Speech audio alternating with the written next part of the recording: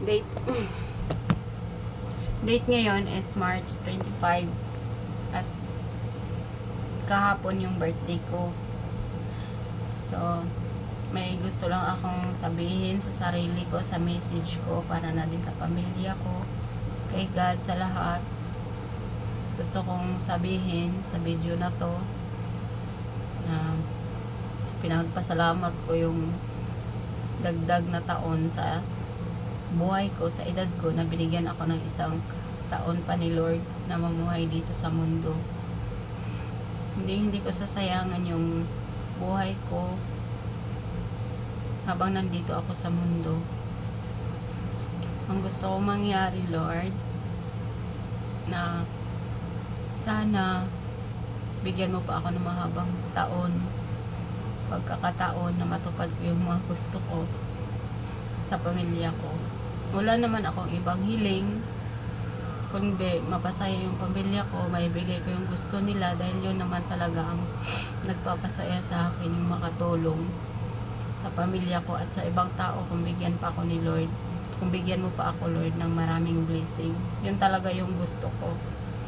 Di bali nang maghirap ako, di bali nang mahirapan ako para sa iba, okay lang sa akin, Lord. Kung yun naman talaga ang, dahil yun naman talaga ang gusto ko, ang lagi kong pinagpe-pray na, Lord, na sana pag nawala man ako sa mundo, na sana maibigay ko ang gusto ko para sa pamilya ko, na magiging masaya sila, mapasaya ko sila, at matupad ko yung mga gusto ko para sa kanila, di bali na ako, kasi yun ang kasiyahan ko, yung makatulong sa iba, sa kapwa, sa mga magulang ko, kapatid. Wala akong ibang hiling sa anak ko, wala akong ibang hiling kundi mabigyan ko ng magandang kinabukasan ng pamilya ko, anak ko. Di bali na ako, kasi alam ko naman na safe ako, dahil na nandyan naman si Lord para sa akin. Ang tanging hiling ko lang talaga sa birthday ko, sa buhay ko, kahit di ko birthday, na sana bigyan pa ng mahabang panahon at edad yung mga magulang ko, na makasama ko sila sa pagkamit at sa pag-angat ng buhay ko. Kung ano man ang ibibigay ni Lord, gusto ko makasama sila para maramdaman nila yung gusto kong ibigay sa kanila bago ako mawala sa mundo. Hindi ko to sinabi dahil para magpa-impress sa iba. Gusto ko ito, ginawa ko ito, yung video na to, kasi hindi natin alam kung kailan tayo mawala sa mundo. At least alam ng mga magulang ko, kapatid ko, anak ko, na wala akong ibang hiniling kundi mapaligaya sila at naibigay ko yung gusto nila, na gusto kong iparamdam sa kanila habang nabubuhay ako.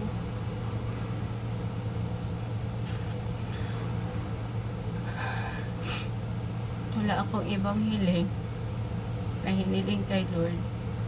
Habang nabubuhay ako sa mundo, wag naman sana akong kunin agad, kasi hindi nga natin alam yung buhay natin, na sana makasama ko pa yung pamilya ko kung aangat man yung buhay ko. Yun talaga ang pinakaunang gusto kong gawin, na makasama sila kung ano man yung ibibigay sa akin ni Lord sa buhay ko. Kung aangat man ako, bigyan mo akong pagkakataon ni Lord, gusto ko kasama sila para mapasaya ko sila.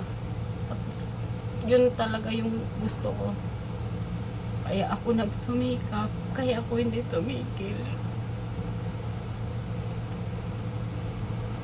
Kaya hindi ako nagpatalo sa mga problema, dahil yun talaga yung gusto ko. Kaya hindi ko sinukuan yung mga bagay-bagay na gusto ko makamit sa buhay ko, dahil madami akong pangarap para sa pamilya ko. Hindi ko man nagawa ngayon, hindi ko man naibigay ngayon, hindi naman nila ako inutusan. Pero alam ko sa sarili ko, ngayon ang nagpapasaya sa akin na makita silang maging okay bago ako mawala sa mundo. Hindi kasi natin alam kung kailan tayo mawala sa mundo. Kaya yun ang pinag-pray ko ni Lord. Nabigyan ako ng mahabang panahon at pagkakataon na makasama ko yung mga magulang ko. Bigyan ng mahabang buhay yung mga magulang ko para kung umangat man ako sa buhay ko, naiparamdam ko sa nila yung gusto kong gawin sa kanila. Kaya sinasabi ko lagi kay Lord, huwag mo akong kunin, hindi pa ako tapos sa gusto kong gawin.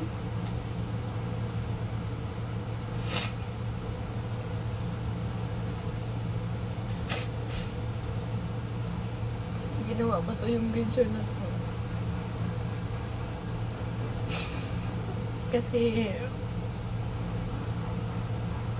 hindi kasi ako yung tipo ng anak na mahilig lagi mag-I love you sa magulang. Hindi ako ganun kasyupi. Parang wala akong lukas na loob na magsabi sa mga magulang ko, I love you. Pero alam nila mahal na mahal ko sila. Hindi lang talaga ako ganun. Kaya ang ginagawa ko, dinadaan ko siya sa tulong, sa gawa. Kasi hindi ako ganun ka-showy at ako makapagsabi ako niyan ng mga bagay niyan. Napaka-importante para sa akin kasi mahirap para sa akin na mag-banggit ng word na yan. Pero alam nila kung gaano ko sila kamahal. Umiiyak lang ako kasi hindi naman kasi natin alam kung kailan tayo mawala sa mundo eh. At least kung mawala ako at hindi ko nilibigay sa kanila yung gusto kong gawin, at least alam nila kung ano talaga yung gusto ko sa buhay ko. Diba naman ako na okay lang naman ako eh, kasi alam ko naman mahal ako ni Lord. Kaya hindi ako nag-aalala sa sarili ko, nag-aalala ako para sa pamilya ko, sa anak ko. Kaya nga hindi ako tumigil. Hindi naman nila ako inutusan, hindi ako tumigil na magsikap, gumawa sa mga bagay-bagay na gusto ko para kasama din sila kung ano mang mangyayari sa buhay ko. Iangat man ako ni Lord, hindi ko sila iiwan. Yun talaga yung pinangako ko sa sarili ko. Kaya pag may nakikita akong namamatay, naiisip ko yung sarili ko paano pag ako nawala.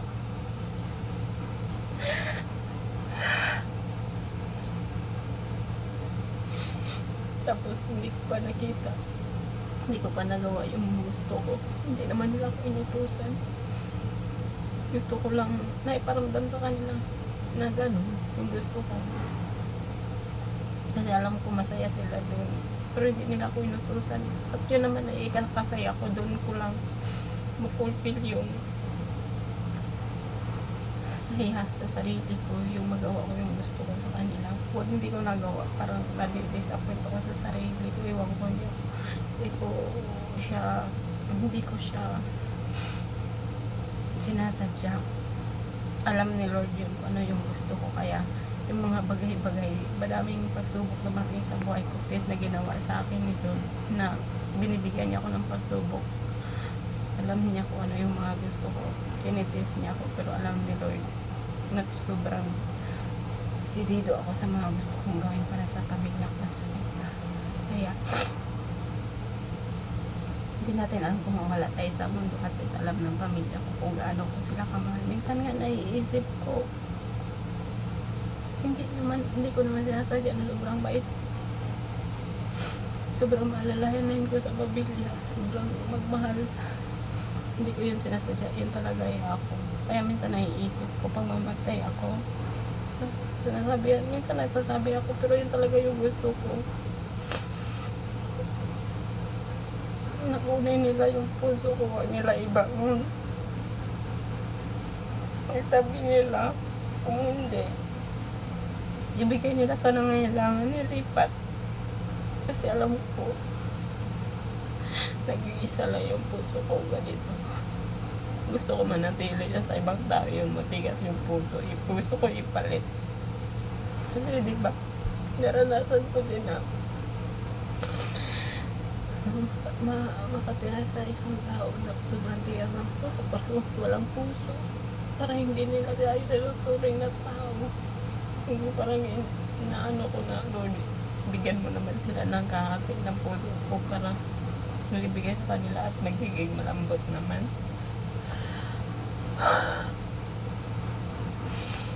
Kasi mahirap, guys.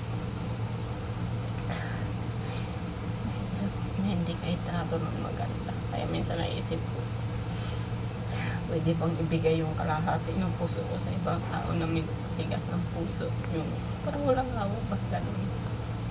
So minsan naisip ko pag mamatay ako, sabihin ko sa pamilya ko na ilipat yung puso ko sa taong nangangailangan, tulad ng mga weak heart, di ba? Dito nag-aatake ng puso, nangangailangan ng puso. Gusto ko ilipat yung heart doon, ayaw ko yung mamatay yung puso ko. Ayan ang gusto ko, guys, na manatili siya sa ibang tao na paano pag namatay ako, makatulong pa din ako sa ibang tao pag magitan ng puso ko, di ba?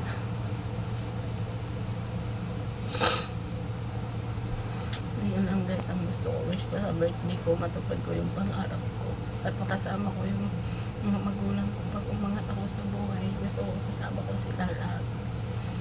Gusto ko lahat kami. Ayoko yung mamuhay ako ng maganda na ako lang, gusto ko lahat kami. Yun talaga yung gusto ko, guys. Kaya nga hindi ako bumibitaw sa pangarap ko kasi nakikita ko mga kapatid ko naghihirap sila. Ayoko yung makita sila nahihirapan. Gusto ko pag umangat ako, lahat kami, saka makatulong pa sa ibang tao. Yun lang. Magpapasalamat ako kay Lord na binigyan niya ako ng ganito ugali. Mahirap, guys, mahirap ang ugali na ganito kasi nandun ka lagi sa naawa, nalulungkot, madali kang umawa sa ibang tao. Mahirap siya maging mabait, pero blessed naman siya sa iba at yun ang gusto ni Lord, kaya blessed na din ako. Lang kaya pinagpasalamat ko kay Lord na binigyan niya ako ng isa pang chance sa buhay ko na nagdagdagan pa yung taon ko at pinagpipray ko na matupad ko soon yung lahat ng pangarap ko, guys. Tuparin ko talaga yung mga pangarap ko para sa pamilya ko. Yun lang ang gusto ko at salamat sa lahat sa pamilya ko. Mahal ko kayong lahat. Mahal ko kayo, lalo na yung anak ko at mga magulang ko. Yun lang. At kay Lord naman, thank you, Lord. I'm blessed. Bye-bye.